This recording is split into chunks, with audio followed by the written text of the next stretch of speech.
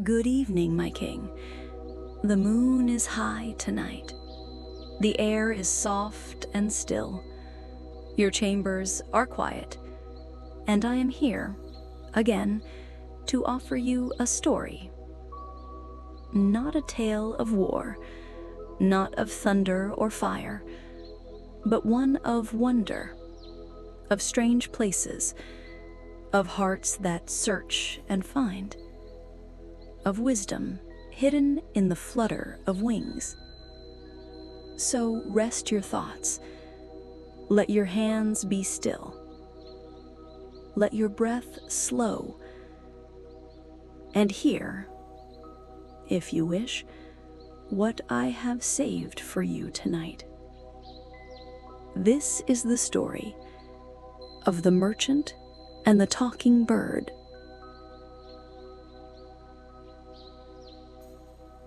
There once lived a merchant, a man of careful steps and thoughtful eyes, who traveled far and wide, from the quiet coasts of the West to the fragrant bazaars of the East.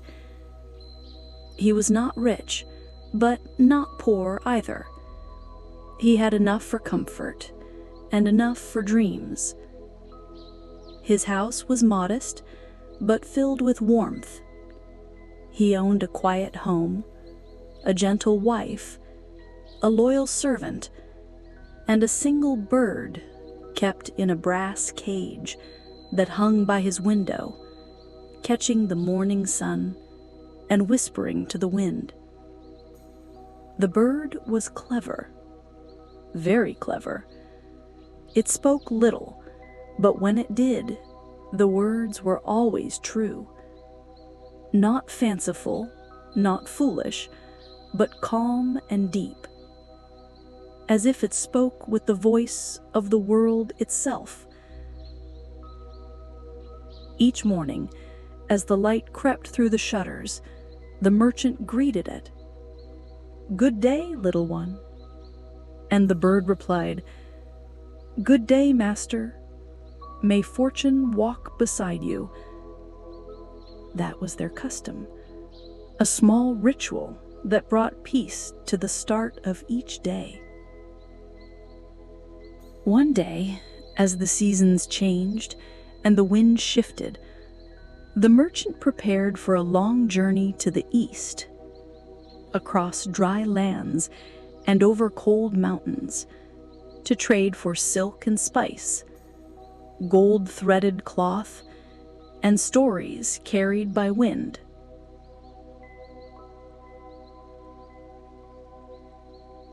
Before he left, he asked each member of his household, "What would you like me to bring back?" His wife asked for perfume, rare and sweet, a scent like jasmine and honey.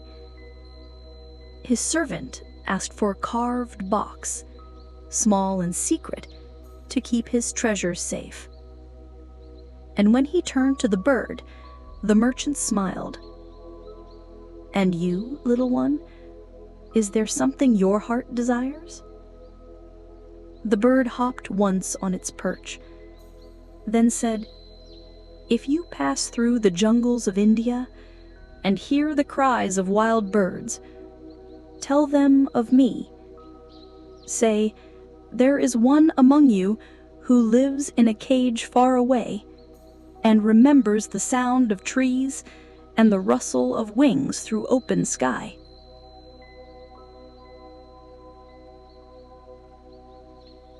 Weeks passed. He traveled under sun and moon, across vast plains and through narrow passes.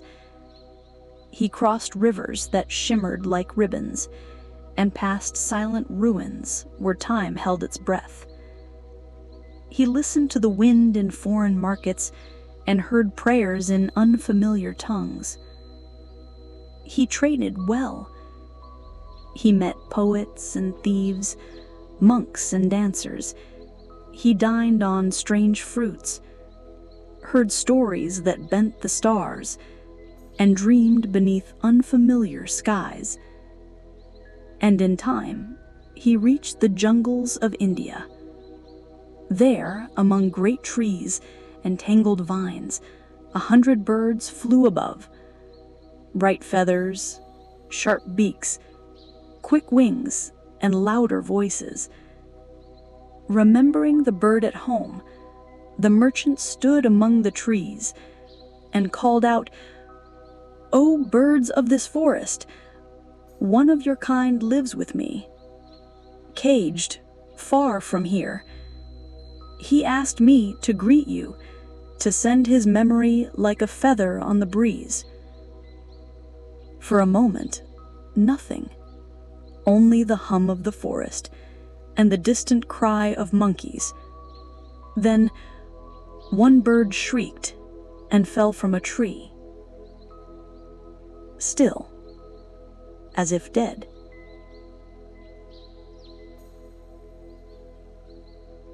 The others scattered, the sky clearing as quickly as it had filled, leaving the forest breathless, as if a secret had been touched. The merchant, startled, stepped back. He did not understand. He waited, but no one returned. No feathers, no calls, no wings. So he turned and continued on his way. When he returned home, the merchant gave his wife the perfume, a small crystal vial of golden scent, and gave the servant the carved box, dark wood etched with curling vines. Then he stood before the bird, the brass cage glinting in the soft evening light. He said, "I kept my promise. I told the birds what you asked." He paused. One of them heard me, shrieked, then fell from a tree as if struck by death. The bird, silent for a long time, then said, "I see. Thank you." Then it shook once, let out a single cry, and fell to the bottom of the cage, still, lifeless. The merchant gasped. He opened the cage, touched the bird. No breath, no sound. The body small and weightless, as if it had already become memory. Heart heavy, he placed the small body on the windowsill and turned away, his step slow, his soul uncertain. But then, behind him, a flutter. He looked. The bird was gone, flying, free. It circled once, then perched high in a fig tree. Its feathers caught the light. Its eyes gleamed not with malice, but with clarity. "Why?" he called back. "Why the trick? Why pretend to die?"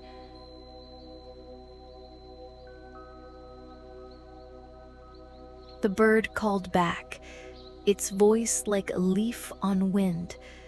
That other bird, he was no fool. His fall was a message. He taught me what I needed. To be free, one must pretend to be lost.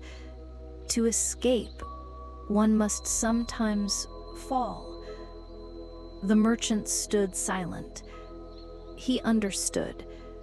Not fully, but enough. The bird tilted its head.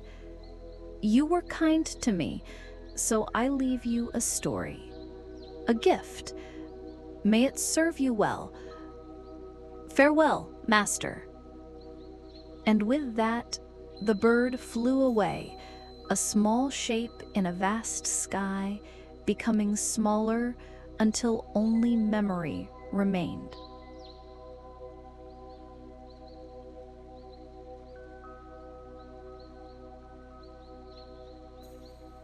My king, the night deepens. Your eyes may grow heavy. the candles dim.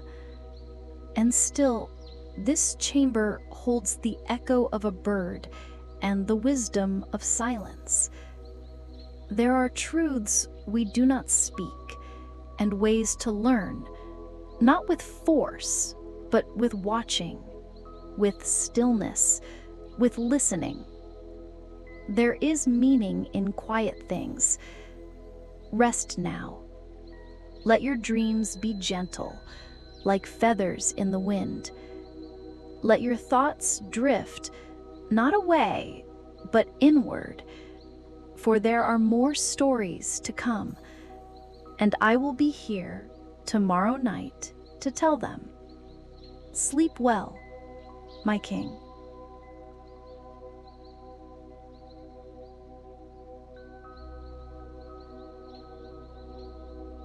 Good evening, my king. The moon has shifted across the sky. Another night has come, and again I return, soft-footed and steady, to offer you a story. Your chambers are quiet. Your breath is calm.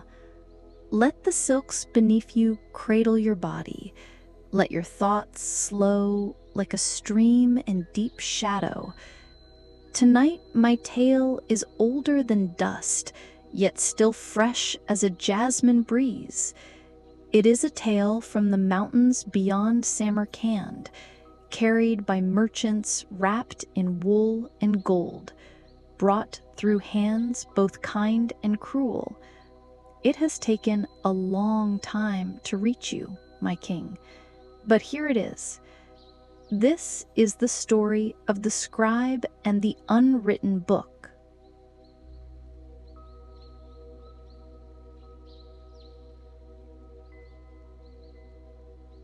There was once a man known only as the Scribe.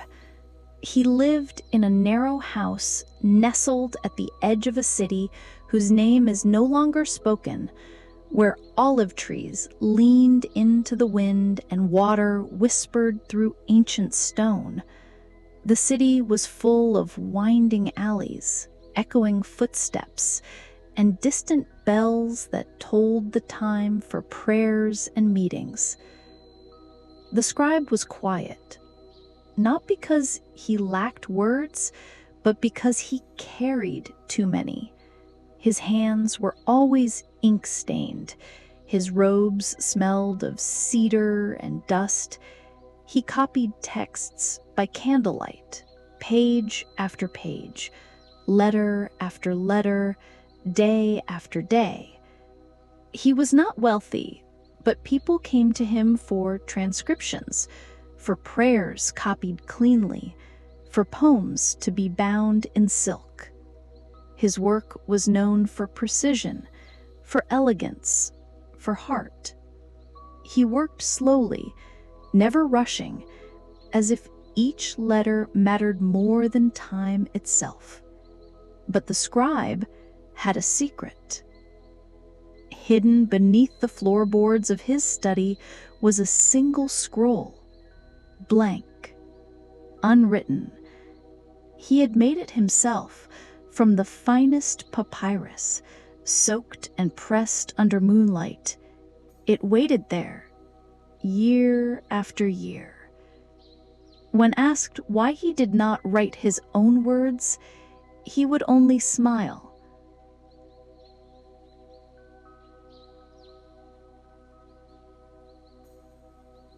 "Not yet," he said. "I am still listening."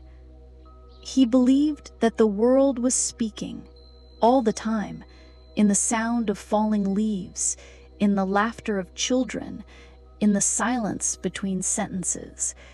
And until he heard everything, he would not write.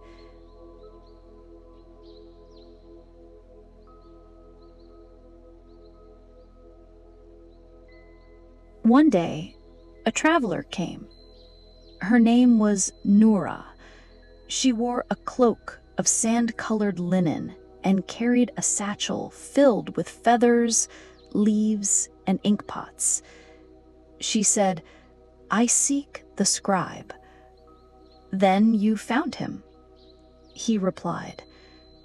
Noura asked him to copy an old tale, one from her grandmother, who had heard it from a singer who had dreamed it on a stormy night. It was a strange tale, full of shifting rivers, laughing mirrors, and birds that cried tears of flame. It told of a desert that swallowed voices, and a child who learned to speak again by listening to stones. He copied it carefully. When he finished, she smiled and placed a single feather beside the scroll. "You listen well," she said.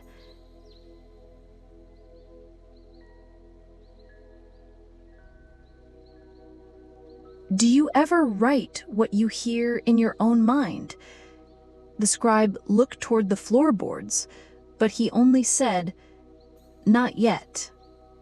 Noura returned once, twice, then many times. She brought more stories, some long, some brief as a blink. They shared tea, silence, and once laughter. She told him stories of places where it never rained, but the ground was never dry, of villages built in trees where people wove hammocks between branches and caught the wind in their dreams. He began to speak more. She began to stay longer. Still, the scroll remained hidden until one night when thunder cracked over the hills. Noura sat near the hearth, hands wrapped around a clay cup. "You are full of unwritten stories," she said. "Why wait?" The scribe looked into the flames.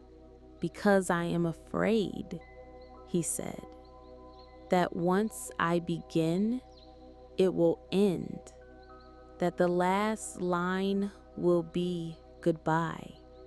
Noura nodded.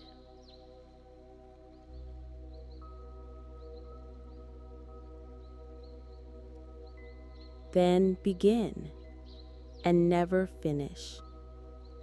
Let it grow like a tree. Let it hold more than one life." And that night, after she had gone, he lifted the floorboard, took out the scroll, and began. The first line was a name, not his, hers.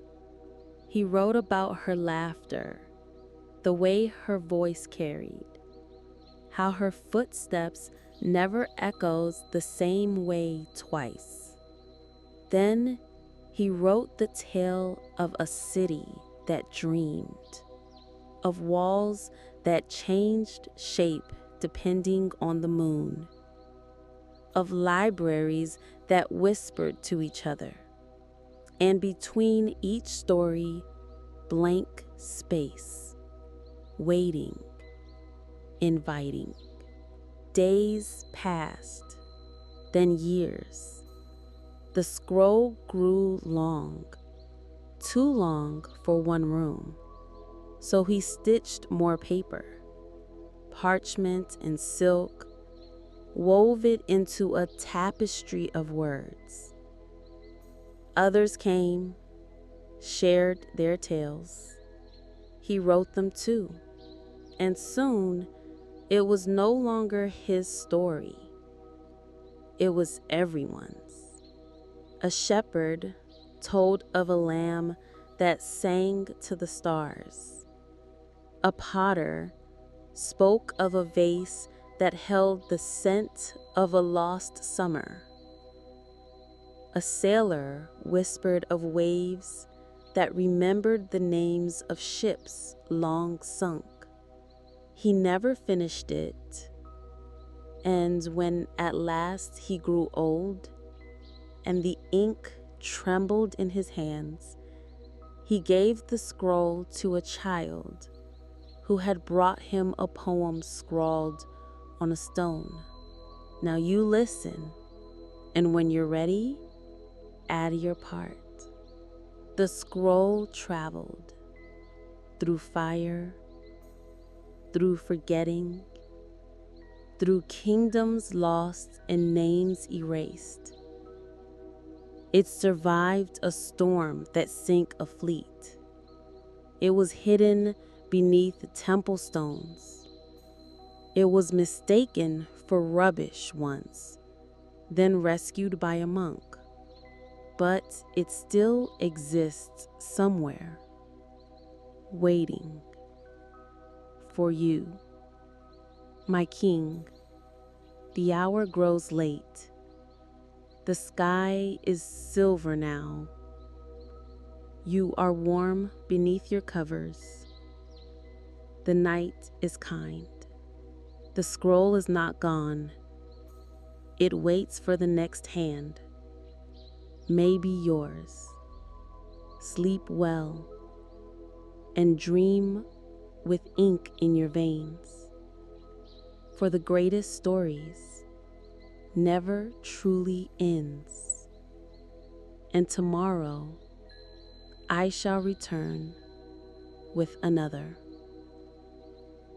As long as you listen, I will speak.